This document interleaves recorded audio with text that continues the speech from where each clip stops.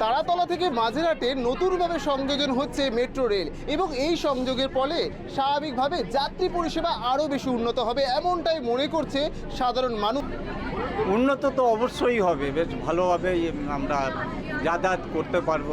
ভীষণ ভালো লাগছে, আমি এটা মেট্রোতে ফার্স্ট এক্সপিরিয়েন্স, আগে কখনো যাইনি। আর এটা স্কুল থেকে এই অপরচুনিটিটা পেয়ে ভীষণ আমার ভালো লাগছে। And it is a honour that the prime minister has come to inaugurate this moment. দেশের জন্য অনেক বড় গর্ব যে গঙ্গার নিচ দিয়ে প্রথমবার কলকাতায় মেট্রো চলাচল করছে, তাই জন্য এটা আমাদের কলকাতাবাসীদের জন্য ভীষণই গর্বের মোমেন্ট আর কি। I am feeling very proud.